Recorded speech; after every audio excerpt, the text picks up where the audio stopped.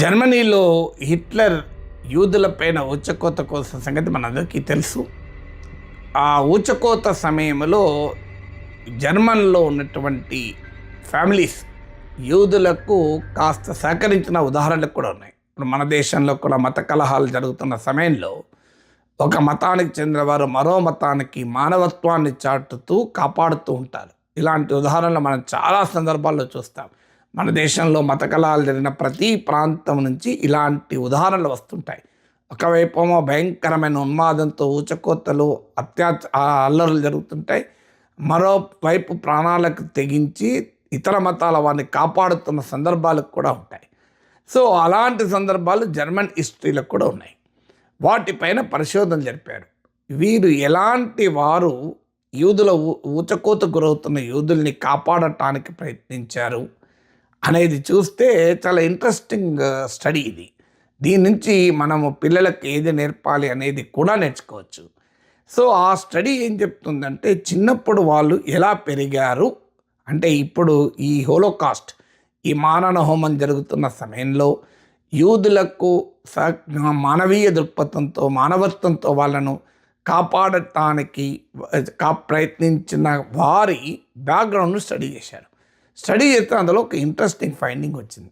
చిన్నప్పుడు వాళ్ళు రూల్స్తో వాళ్ళ పేరెంట్స్ పెంచి ఉంటే అంటే స్ట్రిక్ట్ రూల్స్ ఫాలో అవుతూ పెంచి ఉంటే వాళ్ళు మాత్రం సహకరించలే, వాళ్ళ మానవత్వాన్ని చూపడానికి ముందుకు రాలే.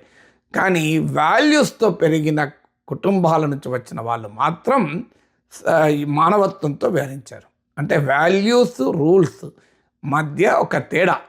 రూల్స్ అంటే ఈ రూల్ పాటించాలి, నువ్వు టైంకి తినద్దు అంటే తినద్దు, టైంకి నువ్వు ఆడుకోవద్దు అంటే ఆడుకోవద్దు.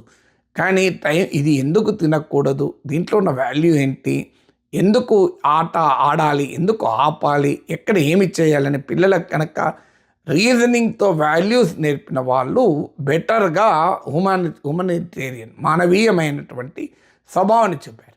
ఎందుకు ఇదంటే రూల్స్తో పెరిగిన వాళ్ళు జర్మనీలో హిట్లర్ పాలిస్తున్న సమయంలో ఊచకోత కూడా రూల్ కదా, వాళ్ళు డిసిప్లిన్డ్గా ఉండిపోయారు.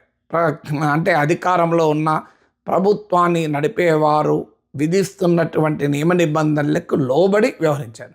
కానీ వాల్యూస్తో పెరిగిన కుటుంబాల నుంచి వచ్చిన వాళ్ళు మాత్రం వారు ఇది న్యాయం కాదు కదా, ఇది అమానుష్యం కదా, మరణహోమం న్యాయం కాదు కదా, మానవత్వాన్ని ప్రదర్శించాలి కదా అని వాళ్ళు రూల్స్ను బ్రేక్ చేసి అంటే హిట్లర్ సృష్టించిన రూల్స్ను కూడా బ్రేక్ చేసి వాల్యూస్కి ఎక్కువ ప్రియారిటీ ఇచ్చారు, రూల్స్ కాదు.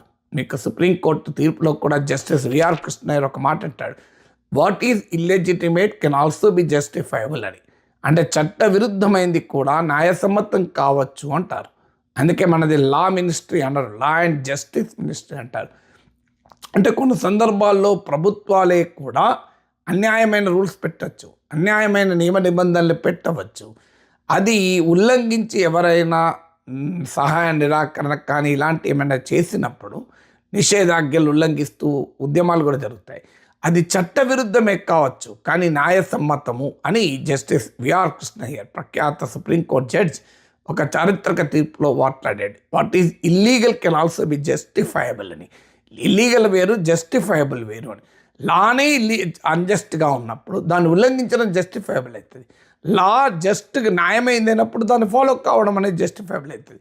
అందువల్ల లా అనేది తప్పు ఉండొచ్చు, రైట్ ఉండొచ్చు, జస్టిస్ అనేది మాత్రం ఎప్పుడు ఒకటే ఉంటుంది. ఎందుకంటే law is the rule, justice is the value. Value ఏది మంచిది ఏది చెడ్డది అని విశ్లేషిస్తుంది, లా అలా విశ్లేషించదు. లా అనేది is only meant for enforcement, value is meant for inculcation. అందువల్ల ఎవరైతే చిన్నప్పుడు రూల్స్తో పెరిగారో వాళ్ళు ఆ రూల్ తప్పుడు రూల్ అయినా దాన్ని ఫాలో కావడం విధిగా భావించారు. కానీ ఎవరైతే వాల్యూస్తో పెరిగారో ఇది సరైందా కాదా, ఈ మానవ హోమం న్యాయం కాదు, మానవత్వాన్ని చూపాలి అంటూ బాధిత యూదులకు సహకరించారు. దీన్ని బట్టి మనకి ఏం నేర్పాలి పిల్లలకు, మనం కూడా రూల్స్ నేర్పకూడదు. చాలా కుటుంబాల్లో రిజిడ్ రూల్స్తో పిల్లల్ని పెంచే ప్రయత్నం చేస్తారు. అలాంటి వాళ్ళు కూడా ఏమవుతారంటే తర్వాత ఒక్కసారి వాళ్ళకి ఫ్రీడమ్ వచ్చిందనుకోండి, అంటే పేరెంటల్ కంట్రోల్ నుంచి బయటపడ్డారనుకోండి, వాళ్ళు ఆ రూల్స్ను బ్రేక్ చేస్తూ విశృంఖలంగా ప్రవర్తించిన సందర్భాలు కూడా ఉంటాయి. అందువల్ల వాళ్ళకు వాల్యూస్ నేర్పామనుకోండి, ఇప్పుడు ఉదాహరణకు చిన్నపిల్లలు ఎక్కడన్నా సిగరెట్ చూసి దాన్ని నోట్లో పెట్టుకున్నారనుకుందాం. మనం అరే సిగరెట్ తాగద్రా అని రూల్ మాత్రమే పెట్టామనుకోండి, అప్పుడు ఫాలో అవుతారు భయాన. కానీ పెరిగాక ఏం చేస్తారంటే దాన్ని ఎక్స్పెరిమెంట్ చేస్తారు. అదే వాల్యూ నేర్పారనుకోండి, స్మోకింగ్ ఇస్ ఎలా ఇంజూరియస్ టు హెల్త్, అది స్మోకింగ్ ఎందుకు ప్రమాదకరము అని. సో అప్పుడు వాళ్ళు నేర్చుకుంటారు. నువ్వు స్వీట్ తినద్దు అని రూల్గా పెట్టామనుకోండి, పిల్లలు ఏం చేస్తారు, అమ్మ లేనప్పుడు నాన్న చూడనప్పుడు రహస్యంగా వెళ్ళి స్వీట్ తినేస్తారు. కానీ నువ్వు వాల్యూ నేర్పావనుకోండి, స్వీట్ తింటే నష్టం ఏంటి, ఎక్కువ స్వీట్ తింటే ఎంత మోతాదులో తినాలి అని రీజనింగ్ అవుట్ చేసి వాళ్ళకి నేర్పావనుకోండి, they will take their own decision. నువ్వు ముందు పెట్టినా కూడా ఇది తినకూడదు అని నిర్ణయానికి వస్తారు. అందుకే teach values to your children, not the rules. నేర్పడం, రూల్స్ ఫాలో కమ్మడం చాలా ఈజీ కూడా, తల్లిదండ్రులకు కూడా సులభం. రూల్ పెట్టేస్తారు, పిల్లల భయంతో వింటారు. పిల్లలు భయంతో కాదు, వాల్యూస్ పట్ల భక్తితో పెరగాలి.